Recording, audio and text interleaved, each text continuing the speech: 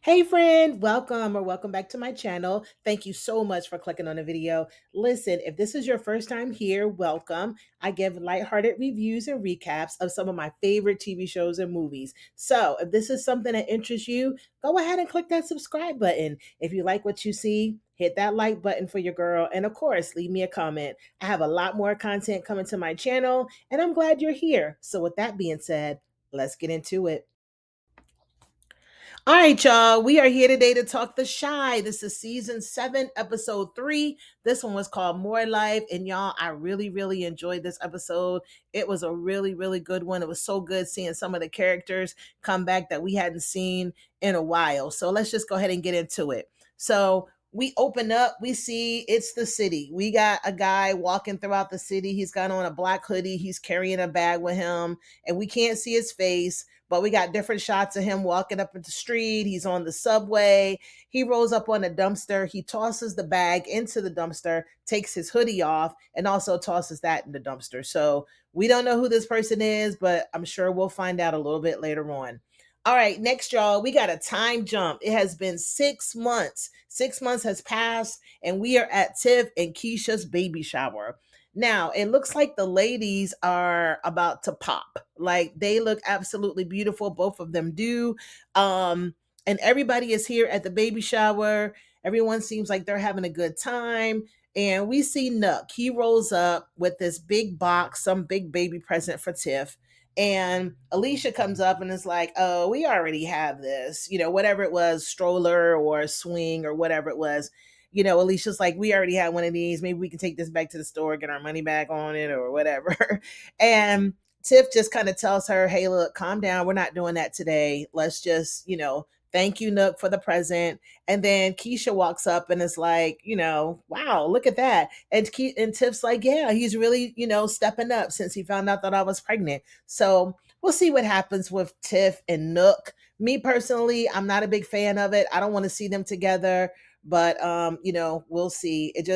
I think that Nook is just, still feeling guilty about what he did. So he's just trying to right wrongs at this point. So anyway, next we got Jada and Tracey. They're sitting there talking, and Jada is asking Tracey, about her dating life. And Tracy's like, yeah, it was a big impact, when Duda died, but I had to take a break, take some time, get back to me. And now I'm ready to get back out there. So okay, y'all. So next, let's talk about this conversation between Tiff and Keisha. All right, so we got Keisha and EJ, the little boy EJ. They're sitting there, and I think he's drawing something or doing or writing something. I don't know what he's doing, but he's sitting there talking to Keisha. And all of a sudden, Tiff comes up. She sits down, and she's like, "Hey, boy," trying to talk to EJ. And EJ really don't have no time for her. Like he acts like he didn't even hear her. She's like, "Hey, do you hear me? I'm talking to you." And so he just kind of sitting there like, you know, and so he asks if he can go play the video game. And so at the same time, both Keisha and Tiff answer him with different answers because Tiff tells him, yeah, it's okay to do it. But then Keisha says, no, why don't you go play with the other kids? Right. And so he hugs Tiff and he walks off. So now we got both of the ladies and they're sitting there and Keisha's just like, I don't like that. And Tiff's like, what do you mean? Like, I am his mother. She's like, yeah, but I've been keeping them for the past 6 months. We've been keeping them, Emmett and I have been keeping him for the past 6 months. And I'm like, yeah, that is true for the past 6 months. And if you got a problem with that, Tiffany, then you need to take your son back because right now you're living over there with Alicia. You got more than enough help. More than enough help. If that little boy comes back with you, I understand that you're grieving Rob's death and everything, but just to kind of, the way I didn't like the way that Tiff was coming off at Keisha, talking about Keisha was living in heaven while she's living in hell. And, Keisha had to, just go ahead and tell her, I got issues and stuff going on too. Like, you're not the only one. Like, we're here to support you, but girl, let's not do that. And she tells her, let's not do this today. And I'm like, yeah, like that really pissed me off. And then to make matters worse, here comes simple Emmett, and I like Emmett, but sometimes he's just too much. Hey, y'all, they playing pin the tail on the donkey or whatever he said. And, hey, what's wrong? Daddy's here. And it's like, I don't like that either, that daddy's here, because it's like you're with Keisha. You're not with Tiffany. You got a baby with Tiffany, but you not daddy. It ain't no daddies here. I didn't like that line. That would have pissed me off if I was Keisha. But anyway, Keisha tells him, and I think maybe she was a little upset about it because she tells him, go get some dip, go in there, go do something. And he's like, oh, they ran all through the dip. So she gets up, he helps her get up, but then she walks off to go get the dip. So he's standing there, and then Tiffany stands up. So he's looking at her, she's rubbing her belly, and then he's like, are you all right? And she gives him a hug and then says, I needed that, and walks off. And I'm like, what is going on between these two? Because I'm telling you, I don't like it. And I feel like I'm a reasonably thinking person, but no, ma'am. No.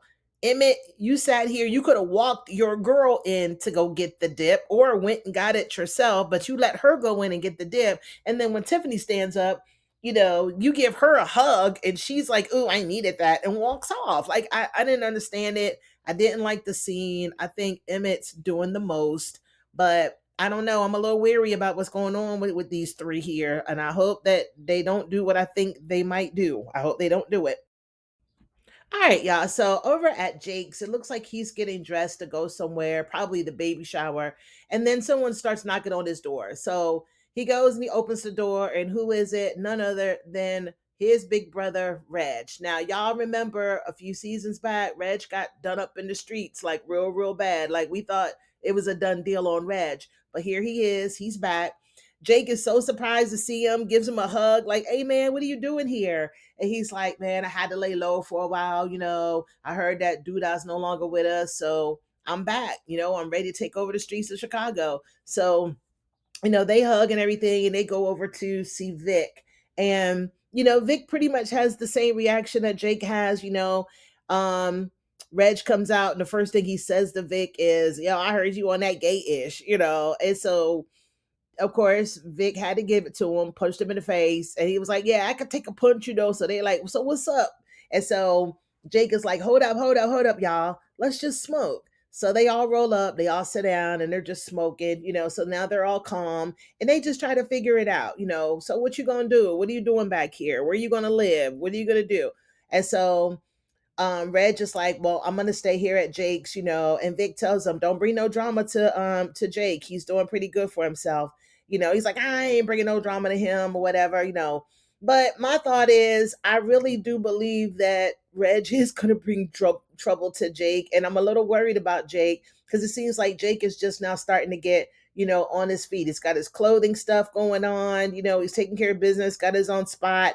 He's doing what young people do in their 20s or whatever, as far as partying and doing stuff like that. But I really do think that he's trying to do the right thing. He's not in any kind of trouble. So I'm just hoping that not Jake, that Reg don't bring no trouble to his door, because he definitely doesn't need it. But we all heard what Reg said. He's here to take over. So we're going to see how this plays out with Nook, because we all know Nook is running the streets now that Duda's not with us. So let's see. Okay, y'all. So we are back at the baby shower, and it turns out that this baby shower is also a gender reveal for Tiffany, right? So Emmett and Keisha have decided to wait on the gender of the baby, but Tiffany does have the reveal. She pops a little thing, and we see blue. So, honey, it's a boy. Congrats to Tiffany, and rest in peace to Rob, but they are having a baby boy, right? So, still at the baby shower, we see Alicia. She's sitting there. She's getting her drink on, having her little glass of whiskey. And then Bakari comes up and sits down beside her. And she's, trying to teach him how to do whiskey, how to smell it, and then how to taste it and things like that. Bakari feels like he wants some of it until he actually tastes it. And he's like, oh man, this stuff is gross. So while they're sitting there and they're doing that, they're talking. Alicia's like, well, I know my scholarship didn't include boarding. So where are you staying? And he was like, just staying at a friend. You don't know who it is. And I really feel like that's going to come back to bite Bakari. I mean, you got Nook last episode asking about who gave you the scholarship. You didn't tell. Now you got Alicia asking you where you're staying, and you still didn't tell. So, Bakari, you need to start being a little bit more upfront and honest, young man. Otherwise, it ain't looking too good for you, because Alicia is somebody you don't want to mess with, and Nook is definitely somebody that you don't want to mess with.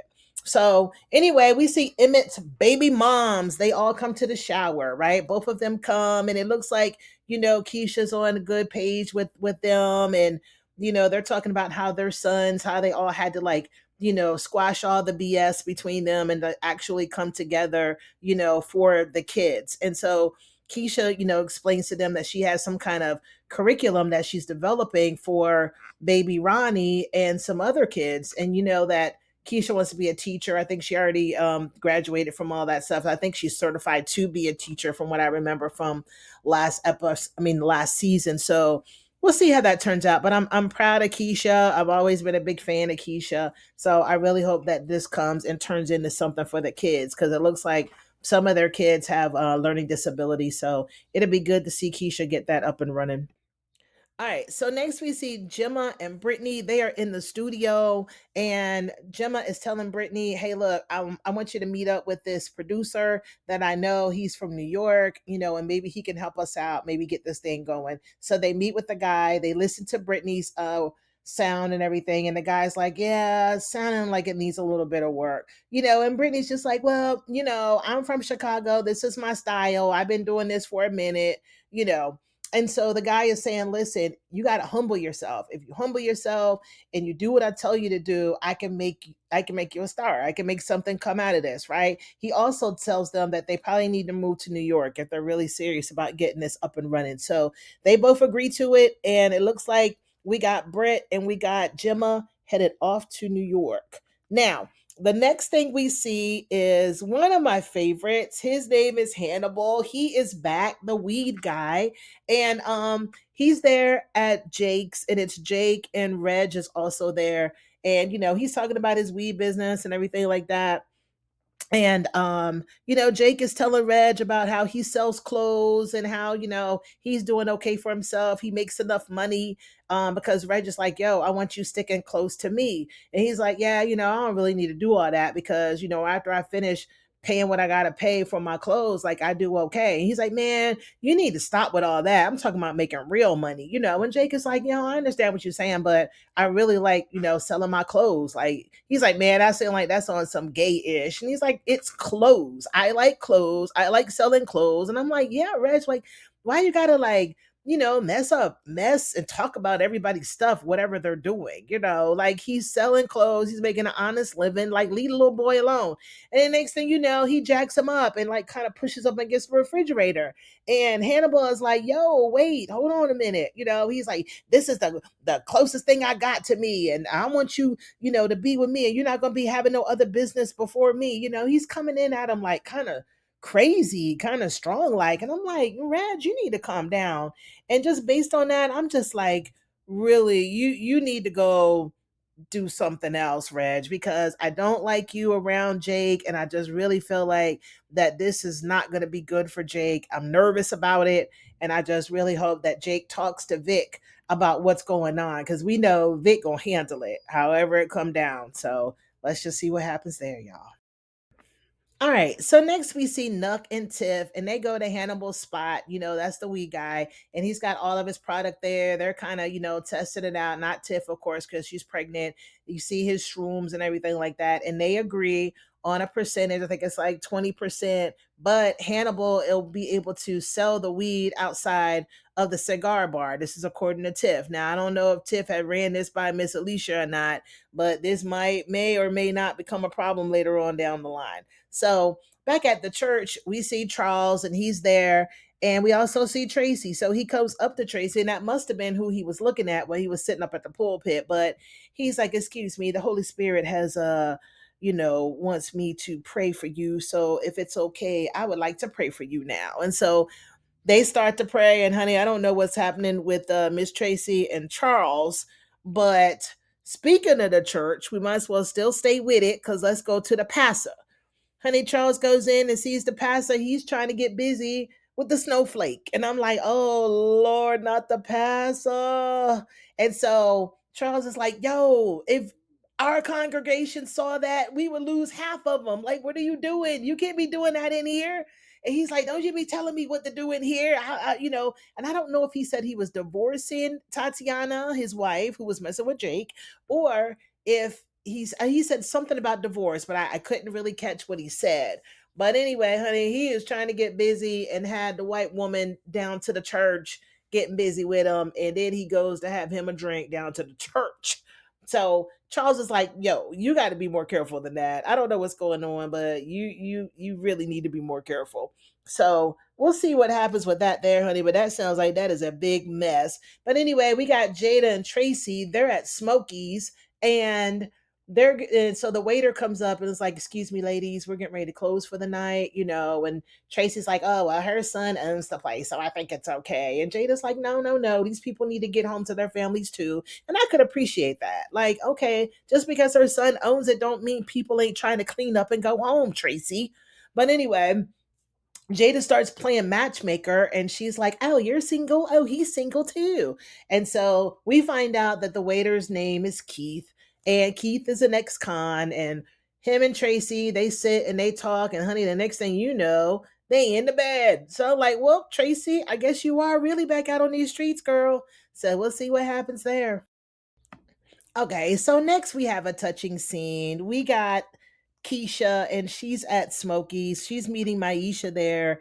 And everybody knows Maisha is on her way to LA to meet back up with Kevin. They're in a relationship and it's long distance and it's a strain on them. And so, Keisha pretty much says, if you're gonna go to LA, go for you. Don't go for him, right? She also tells her that she's a star. And you just go out there and kill it, right? And I feel the same way. Like Maisha, I know that she's a strong willed person. She's not gonna just go there and just be like, okay, it's whatever Kevin wants to do. Like Maisha has never ever been like that. But I really hope that they don't write Maisha out, but I really can't see another reason why she would be, in the season because Kevin is not there. So shout out to Maisha. I really do hope that we see her. And let's just say Gemma is also leaving. Her, like we said before, her and Brittany are leaving. They're going to New York. So they throw this party. For all of the kids, and it was so good to see. We got Gemma's daddy there because Gemma's daddy had a talk with the fellas, and the fellas was like, "Yo, if my daughter was going to New York, I'd be packing up my stuff and I'd be going right with her." And I think that's what Gemma's daddy is going to do. Matter of fact, I know that's what he's going to do because they talked about it at the party, and it was so good seeing them, all the kids just grown up. And I mean, it's like the sky is the limit for all of them. And at that moment, I was like, Lord, all of these kids need to make it through this season. I don't want nobody to get hurt. But it just seems like Jake, I got my eye on Jake. I don't know what's going to happen to him. Dom does ask, Jamal does ask Dom to marry him. And she says yes. That was a weird proposal. But that's what they're going to do. And hopefully it's not just so they can have sex. But that's what it kind of felt like in the moment. We'll see. All right, another touching scene was Gemma and Jake's conversation. Now, we all know that Gemma and Jake used to be a couple, used to be an item. I really wasn't a big fan of their relationship because of the way that it happened with Kevin and all of that mess. But anyway, she tells him that, yep, she's moving to New York next week, and she says that she's scared. And she's asking Jake if he would wait for her. So Jake was like, "Well, to be honest with you, no, I'm not going to wait for you." And I just love Jake's honesty because you just got to take it for what it is. It may hurt your feelings, but just like I'm sure it hurt Gemma's feelings, but he explained to her, I love you too much not to be honest with you. Right. And so he's like, you're going to go out there and do great and wonderful things, and I do love you, but, I'm not going to wait. And I love you enough to let you know that. Right. And so she's like, thank you for the clarity. And again, man, I don't know if it's foreshadowing, but gosh, I just feel like all these conversations with Jake, I'm just nervous for my boy Jake. I don't know. We'll see what happens there. But anyway, we got Tiff. She's on her way to Lama's class, and Vic is like, "Hey, can I come along?" And I'm like, "Oh man." Now I don't know if I like them two together. I think I kind of do, but I don't know what Vic is on because like his proclivity is he's kind of prone to liking a certain type of person, and that's not Tiff. So we'll see what happens there. But maybe he's just just trying to be there for Tiff, just the honest trying to be there. But after Lamont's class, he tells Tiff that, hey, you can lean on me if there's anything that you need. I'm here for you. So we'll see what happens there. And then Tiff is also at Emmett's and Keisha's, and you know she asks Emmett to please make sure that EJ doesn't forget about her, and then he's like, I'll make sure, and they tell each other they love each other, and then she leaves. And so Emmett has a conversation with EJ, and it's just like, listen, your mom's going through a tough time right now, so we probably just need to be there for her a little bit more, and just kind of carry some of the weight that she has. So, hey, you want to write her a card or write her a little note or something? And he's like, yeah. I thought that was a sweet scene. It's just family at the end of the day. And I know I'm hoping that they keep it that way, that nothing romantic sparks up between Emmett and Tiff. But honey, this is the shy, and we'll see what happens. All right. And lastly, we see Jake and Reg. They're in the car. I think they're getting ready to go over to Nook's house, right? Because Jake told Reg that he knows Bakari. He can show him, and Bakari can let him know where Nook is. So anyway, they get in the car, and Reg makes him get out of the driver's side, talking about he's going to drive, knowing he ain't got no driver's license. I'm pretty sure of it, but he's just kind of, treating Jake like a baby. Like he's not a baby. That's his car. But he makes him get out of the driver's side, hop in the passenger seat, and then they roll over to Nux. So Bakari answers the door, and Jake is like, yo, where's Nuck?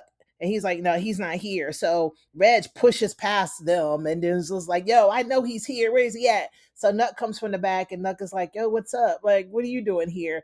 And he's like, man, I'm back. I'm here to take over the crew. He was like, nah, you ain't taking over the crew. The crew is mine. He was like, well, I can run it better than you. I'm like, really, Reg? Like, you ain't even trying to just come and lay low for a little while. You just coming in hot, right? So Nuck is not here for it. Nuck is like, look, no, it's not happening that way. And then Reg is like, listen, I don't care how long it takes, whatever we got to do, but I'm running it. This is Chicago. I'm running it. It's mine. And Nuck is just like, all right, do what you got to do, but it ain't going to come that easy or whatever. So they're just like having a standoff. And that's pretty much how the episode ended. Um, I don't know what's gonna happen. I'm not here for Reg. Reg is doing way too much. I'm scared for Jake. I don't know what's gonna happen there, but it just goes to show you that this episode they brought it with the acting. I really, the guy who plays Reg, he really did bring it, because I'm truly, truly upset at him and everything that he's doing, especially with Jake. So anyway, like I said, that's the end of the episode. You guys let me know what y'all thought about it. Do y'all feel like I feel? Do you guys feel like Jake is in trouble? Let me know what you thought about Tiff and Keisha and that whole conversation and this whole dynamic with these babies and stuff. I mean, I don't know. I feel like Tiffany could probably take EJ. She's got more than enough help over there at Alicia's. And so I'm really not sure why, because it's been 6 months and this little boy is still over there with his daddy. But it's all family, it's all good, I guess. Long as no lines are being crossed, I think we're good there. But you guys let me know what you think. And again, I will be back next week with a brand new episode, and I hope to see you then. Y'all have a good one, and until then, bye.